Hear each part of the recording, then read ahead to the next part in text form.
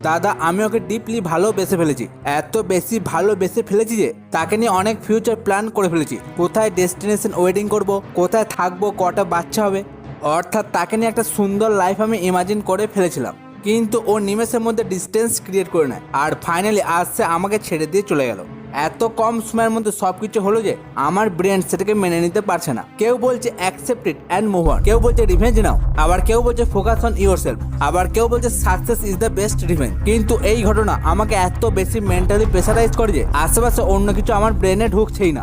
এইরকম সিচুয়েশন তুমিও যদি এখন ফেস করো বা অতীতে কোনোদিন ফেস করছো কিংবা এখনো অবধি যদি কোনোদিন না করো, তাহলে এই ভিডিওটা তোমার ফিউচারের জন্য one of the best video হতে চলেছে। কিন্তু তার আগে বলি, এই ভিডিওটা ভীষণ ব্রুটাল হতে চলেছে, অর্থাৎ এই ভিডিওতে বলা কথাগুলি ডাইরেক্ট তোমার ব্রেনে হিট করবে। তাই সহ্য করতে না পারলে ভিডিওটা এখানেই কুইট করো। ডু ইউ স্টিল ক্রাইং সেই মানুষটার জন্য যে তোমার ইমোশনের কোনো পরোয়াই করে না? তুমি মুভ অন এই জন্য করতে পারছো না কারণ তুমি তোমার ব্রেনে সেই মানুষটাকে নিয়ে একটা ফ্যান্টাসি বানিয়ে রেখেছো, বাট বাস্তবে তোমার ব্রেনই তোমাকে বোকা বানাচ্ছে আর এই ব্রেনই তোমাকে তোমার গোলে পৌঁছাতে বাধা দিচ্ছে। তো এই ভিডিওতে আপনি শিখতে পারবেন how to kill your feelings for anyone. But তার আগে বলি, আমরা এই ভিডিওটাকে 3টে পার্টে ভাগ করেছি and by the end of this video you will totally kill your feelings for anyone. যে ব্যক্তি তোমার সাথে ইচ্ছে করে ব্রেকআপ করে এটা জেনে যে সেটা তোমাকে মেন্টালি ডিস্ট্রয় করে দেবে, তার মানে এটাই তুমি দুঃখে থাকলে, কষ্টে থাকলে, স্ট্রাগল করলে সে পরোয়া করে না। তাই নিজেকে মিথ্যা গল্প শোনানো বন্ধ করুন যে একদিন সে তোমাকে বুঝতে পারবে আর সেই দিন সে সব কিছু ছেড়ে তোমার কাছে চলে আসবে। But in reality nobody cares. কিন্তু তুমি কখনো ভেবেছো একটা ছোট্ট ব্রেকআপ তোমাকে এত আঘাত কেন দিচ্ছে? তুমি ভাবছো you love him or her badly, without him or her your life not gonna be fulfilled. But বাস্তবে তুমি দুর্বল মেন্টালি, ফিজিক্যালি এবং ইমোশনালি, সেই জন্যই সে তোমাকে ছাড়তে পেরেছে। সে যেমনই হোক তোমার পার্সোনালিটি দুর্বল বলে সে তোমাকে ছাড়তে সাহস করছে এবং তার দেওয়া ব্রেকআপ তোমাকে আঘাত করছে।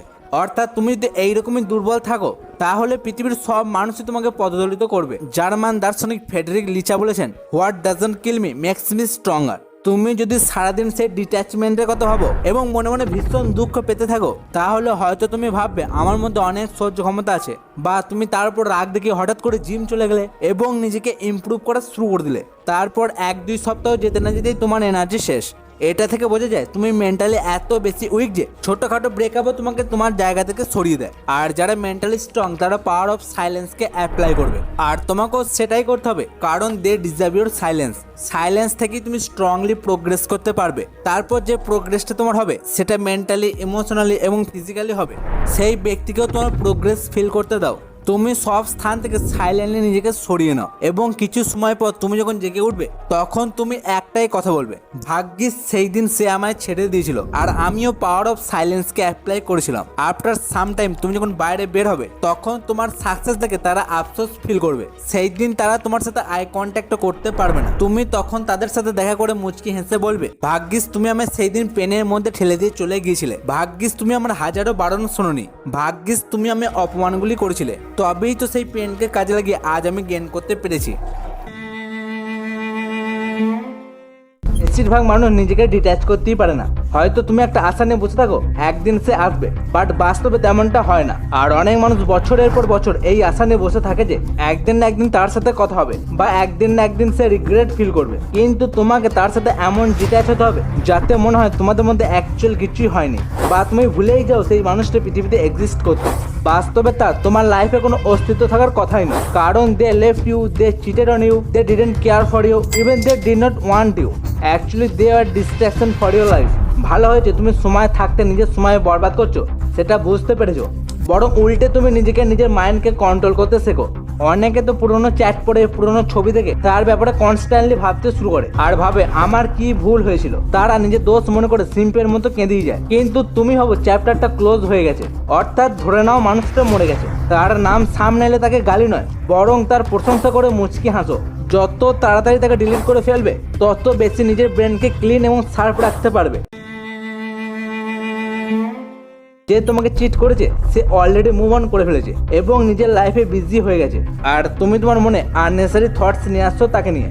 আচ্ছা আমাকে একটা কোয়েশ্চেনের উত্তর দাও, আর ইউ স্টিল স্যাড? যদি উত্তর হ্যাঁ হয় তাহলে নিজের স্যাডনেসকে ইউজ করো নিজের গ্রোথের উপর। জিম যাও, নিজের নিউট্রিশনের উপর নজর দাও, নিজের গোলকে প্রায়োরিটাইজ করো, সাথে ইংলিশ স্পিকিং স্কিলের উপরও কাজ করো।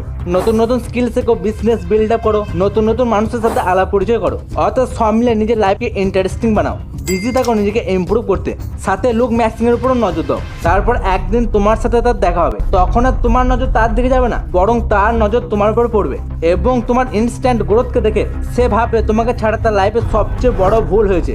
এমন সাইলেন্টলি লেভেল আপ করো যাতে তোমার নাম শুনেও তার গাছ জ্বলে ওঠে। ব্রেকআপের পর তোমার ভ্যালু, তোমার সেলফ রেসপেক্ট অবশ্যই মনে রাখতে হবে, সাথে তোমার ইনার পিসকে মেনটেন রাখাও জরুরি। সেই সময় তোমার মনে যে ইমোশন আসছে, ফিলিংস আসছে, সেটাকে থামিয়ে রেখো না। যার সাথে কথা বলার ইচ্ছা হচ্ছে কথা বলে নাও, কাঁদতে ইচ্ছে হলে কেঁদেও নাও। তাকে ভোলার জন্য তোমার প্রত্যেকটা ইমোশনকে বাইরে বের করা দরকার। এবার তুমি ভিতর থেকে বুঝে যাবে সে ফেক ছিল, তাই নিজের অতীতকে ভুলে মুভ অন করো। যত তাড়াতাড়ি মুভ অন করতে পারবে তত সহজে তুমি নিজের গোলকে অ্যাচিভ করতে পারবে। কেননা যতদিন তুমি স্যাড থাকবে ততদিন অন্য আরেকজন তোমার জায়গা ইজিলি পূরণ করে ফেলবে। তাই নিজেকে নিজের ভিলেন বানানো বন্ধ করুন। Wake up to reality bro.